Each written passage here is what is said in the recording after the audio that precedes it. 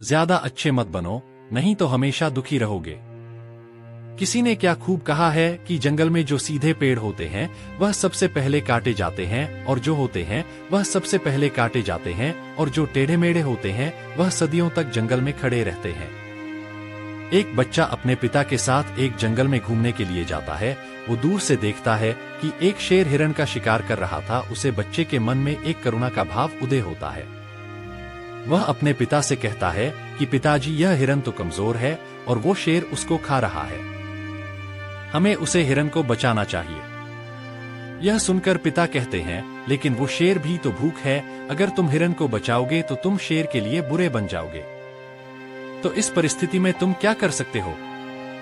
अब यह बात हम सबके लिए सोचने की एक जगह, जहां हम किसी का फायदा कर रहे होते हैं, दूसरी जगह किसी का नुकसान कर रहे होते हैं। जैसे एक सिक्के के दो पहलू होते हैं, उसी तरह अच्छाई और बुराई के भी दो पहलू होते हैं। तो सवाल यह है कि किसी आदमी को कोई अच्छा काम करना है, अच्छा बनना है, तो वो किस तरह का काम करें जो किसी को आहत ना पहुंचाए। तो आज की जो कहानी मैं आपको सुनने वाला हूं, उसमें आपको कर्मों का पूरा ज्ञान मिलेगा कि असल में कर्म क्या है और कर्म, अच्छे कर्म क्या होते हैं। इससे पहले कि आप इस कहानी में खो जाएं, इस चैनल को सब्सक्राइब जरूर कर लें। तो चलिए मोरल स्टोरी इन हिंदी शुरू करते हैं। बात उस समय की है जब गुरुकुल में शिक्षाएं हुआ करती थी। मतलब गुरुकुल में बच्चे सीखने के लिए जाते थे, वहीं पर रहते थे, वहीं पर प्रकृति का आनंद लेते थे और वहीं पर अपनी शिक्षाएं ग्रहण करते थे। ऐसे बेरों गांव का मोहन नाम का युवक गुरुकुल में पढ़ाई करने के लिए जाता है। उसके माता पिता उसे बचपन में ही उसे गुरुकुल में भेज देते हैं। गुरुकुल में जाने के बाद बहुत सालों तक वह अपने सहपाठियों के साथ बहुत अच्छी शिक्षाएं ग्रहण करता है। उसे वहां पर जीवन के सिद्धांत सिखाए जाते हैं। उनमें से एक सिद्धांत यह सिखाया जाता है कि हमेशा भलाई का काम करो, अच्छा कम करो, सबकी मदद करो। यह ज्ञान मोहन के दिमाग में बहुत गहरे से बैठ गया था। इसलिए जब वह वापस गुरुकुल से शिक्षा ग्रहण करके आया तो वह अपने गांव में सबकी मदद करता था, हर किसी का काम करता था। कोई भी युवक उससे कोई काम करने के लिए कहता तो वो माना नहीं करता था। लेकिन जैसे जैसे समय बीतता गया, एक दिन उसने अपने कानों से छुपकर सुना कि गांव के कुछ युवक उसका मजाक बना रहे हैं। वह सब कह रहे हैं कि वह तो फायदा उठाने के लिए है, उसके तो मजे लो, उसका तो लाभ उठाओ, जितना हो सके। वो किसी के काम को मना नहीं करते। वो दूसरों का काम करने के लिए अपना काम भी छोड़ देता है। बताओ कितना मूर्ख है। यह सुनने के बाद मोहन के कानों में खून उतर आया। निष्पक्ष भाव से सबकी मदद करता था, सच्चे दिल से करता था, लेकिन बदले में उसे क्या मिला ये सुनकर उसका दिल सहम गया और उसने मन ही मन में निश्चय किया कि आज के बाद वो किसी की भी मदद नहीं करेगा। और अब मोहन गांव का ऐसे युवक बन चुका था जो किसी की मदद नहीं करता था। चाहे कोई कितनी भी परेशानी में क्यों ना हो, मोहन को कोई फर्क नहीं पड़ता था। मोहन का ये बदलाव देखकर सब गांव वाले आश्चर्यचकित हो गया। कल तक जो दया का सागर था, इतना दयालु था, कुछ ही समय में इतना निर्दय बन गया। यह देखकर मोहन माता पिता को भी उसकी बहुत चिंता हुई। उन्होंने अपने बेटे से पूछा कि बेटा, ऐसी क्या बात हो गई है, तुम इतना क्यों बदल गए हो? तो मोहन ने कहा, इस जमाने में किसी की भलाई करके कुछ हासिल नहीं होता। ये बात मैं महसूस कर चुका हूं। मैंने जीवन में जितने भी गुरुकुल से शिक्षाएं ग्रहण की, वो सारी शिक्षाएं बेकार चले गए हो, व्यर्थ हो गई। क्योंकि यह संसार किसी का नहीं है। यहाँ सच्चे दिल से कोई किसी की मदद दे, उसको बेवकूफ समझा जाता है। और यह कहते कहते मोहन वहीं पर रोने लगा और इसके बाद मोहन बहुत परेशान रहने लगा। उसके माता पिता पहले वाला मोहन चाहते थे, वही मोहन चाहते थे जो सब लोगों की मदद करता था, लेकिन उनका बेटा कहीं दूर निकल चुका था। दिन पे दिन हालत और भी गंभीर होती गई। एक दिन उनके माता पिता को पता चला कि पड़ोस के गांव में एक बौद्ध भिक्षु आया हुआ है और वो मानव मस्तिष्क के बारे बहुत सारी बातें बता सकता है। इसीलिए मोहन के माता पिता मोहन को लेकर उसे बौद्ध भिक्षु के पास पहुंचते हैं। जब वह उसे गांव में घुसते हैं तो एक औरत एक बौद्ध भिक्षु को बहुत जला कटा सुना रही थी। वो कह रही थी कि उनको शर्म नहीं आती, भीख मांगने के लिए आ जाते हैं, दरवाजे पर आकर खड़े हो जाते हैं और पता नहीं ऐसी क्या क्या बात है। लेकिन बौद्ध तो भिक्षु तो भिक्षा मांगकर ही खाते हैं, उन्हें तो सब कुछ सहना पड़ता है। इसीलिए वह बौद्ध भिक्षु एकदम शांत खड़ा हुआ था। उसमें क्रोध का भाव तिनका मात्रा भी नहीं था। जब उस भिक्षु को उस घर से भिक्षा नहीं मिली तो वो दूसरे घरों की तरफ निकल गया। यह सारा दृश्य मोहन भी देख रहा था। इसके बाद उसके माता पिता उसे गांव के लोगों से पूछकर उसे बौद्ध भिक्षु के ठिकाने पर पहुंचते हैं।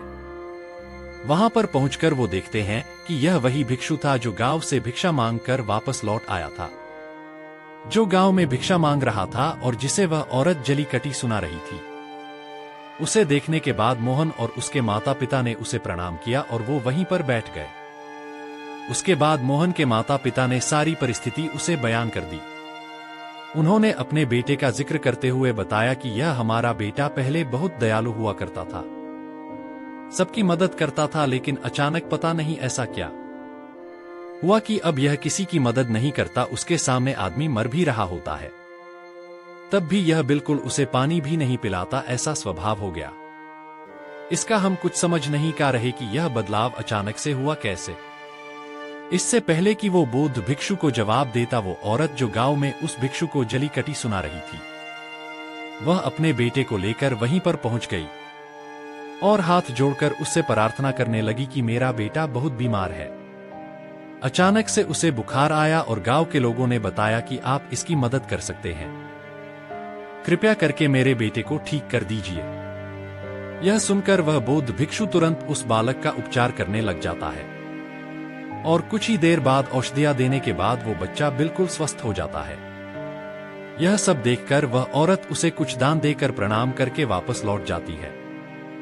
यह सारा दृश्य मोहन भी देख रहा था। मोहन के मन में एक सवाल उठ रहा था और जब वह इसका कोई जवाब नहीं ढूंढ पाया तो उसने उस बौद्ध भिक्षु से पूछा, शायद आपने पहचाना नहीं, वो वही औरत थी जो आपको जली कटी सुना रही थी, जो गांव में आपको भिक्षा देने से मना कर रही थी।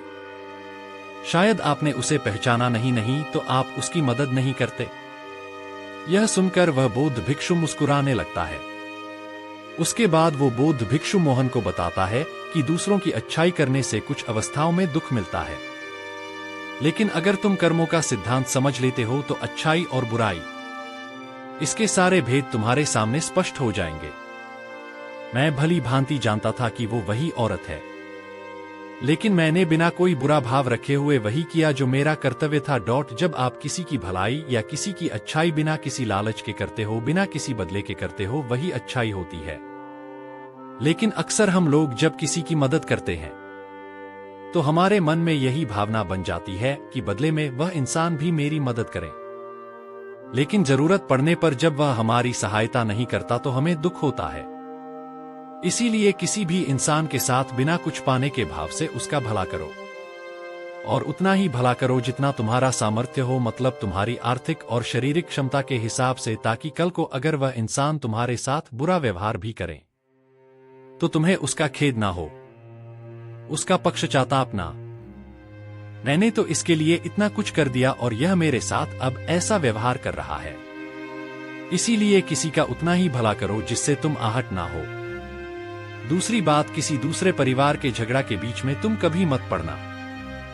अगर कोई पति पत्नी आपस में लड़ रहे हैं और वह पति अपनी पत्नी को पीट रहा है और तुम उसे बचाने के लिए पहुंच जाते हो कि तुम भी औरत को क्यों पीट रहे हो, तो ऐसा करना तुमको संकट में डाल सकता है, क्योंकि वही औरत जिसकी तुम मदद करने के लिए गए हो वो यह कह सकती है कि यह हमारी आपस की बात है, तुम्हें इससे क्या लेना देना, और इसका तुम्हारे पास कोई जवाब नहीं होगा। इसीलिए दूसरे के फटे में कभी टांग मत अड़ाना। अगर ऐसी स्थिति कभी पैदा हो जाए, कोई तुमसे मदद मांगे तो दरबारी तक खबर पहुंचा दो, अदालत उसका फैसला करेगी। तीसरी बात, अपने विवेक का इस्तेमाल करो। अपनी आंखें खोलकर देखो कि किसे वास्तविक रूप से मदद की जरूरत है और कौन ढोंग कर रहा है, क्योंकि अक्सर लोग दया का पत्र होने का दिखावा करके आपको बेवकूफ बनाकर आपसे मदद ले लेते हैं। जैसे कि आज के युग में हम बहुत सारे जगहों पर देखते ही, बस अड्डों पर, रेलवे स्टेशन पर, कि बहुत सारे छोटे बच्चे भीख मांगते रहते हैं। अब उसमें दो स्थितियां पैदा होती है। अगर आप उनको भीख देते हो तो आप भीख मांगने को बढ़ावा देते हो, और अगर भीख नहीं देते हो तो वह बच्चा शायद आज खाना भी ना खा पाए। इसीलिए ऐसी स्थिति में आपको अपने विवेक का इस्तेमाल करना चाहिए। आप उसको पैसे देने की बजाय खाना खिला सकते हो या कुछ किताबें दिला सकते हो। इसीलिए सही तरीके से मदद करने के लिए विवेक का होना बहुत जरूरी है, वरना तो आपके धन का दुरुपयोग ही होगा। और एक बात जो समझने की है कि किसी की भलाई करनी है तो उनकी भलाई करो, क्योंकि अगर तुम खुद जीवंत हो गए, अगर तुम खुद बदल गए तो पूरा जमाना अपने आप ही बदल जाएगा। इसीलिए कहीं आपने अपने मन में ये भ्रम तो नहीं बना लिया कि मैं तो अच्छा इंसान हूं और मैं दूसरों की मदद करता हूं, तो वह तुम्हारा अहंकार का रूप है। इंसान कभी पूर्ण नहीं होता और जो अपने आप को पूर्ण समझ रहा है वह धोखे में है। इसीलिए दूसरों को बदलने की बजाय खुद को बदलने पर ध्यान दें। और इसके लिए आपको भीड़ में भी अकेला रहना सीखना होगा। आप सबके साथ हैं, सब में उपस्थित हैं, लेकिन अंदर से आप एकांत हैं, अंदर से आप शांत हैं, अंदर से आप मौन है। जब आप अपने एकांत को देख लेते हैं तो आपकी अंतरत यात्रा चालू हो जाती है। अपने अंदर के एकांत आनंद उठाने के लिए आपको ध्यान में उतरना होगा। आपको रोजमर्रा की जिंदगी में ध्यान को ही हिस्सा बनाना होगा, ध्यान को वक्त देना होगा। उसके बाद आप पाएंगे कि आपके अंदर के एकांत के समान आनंद इस दुनिया के किसी भोग में नहीं है, किसी वस्तु में नहीं है, किसी वासना में नहीं है। नदी के किनारे पड़ा हुआ छोटा सा पत्थर भी उसे नदी के भाव से कट कट कर बहुत मुलायम हो जाता है। उसमें कोई दरार, कोई कोना नहीं बचत। उसी तरह ध्यान के निरंतर भाव में बहाने से उसी तरह निर्मल हो जाता है, जिसके बाद हम किसी भी चीज को महसूस कर सकते हैं, जिसके बाद हम वर्तमान का मतलब समझते हैं, जिसके बाद हमारे अंदर करुणा का उदय होता है। वो करुणा जो किसी विषय वस्तु से नहीं जुड़ी हुई। इसीलिए दोस्तों, आज से ही अपनी अंतर यात्रा चालू कर दें।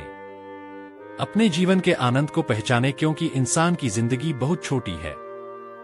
पता नहीं कब आखिरी सांस आ जाए, तो जीवन के जो पाल बचे हैं उन्हें उसे परमानंद में बिताओ।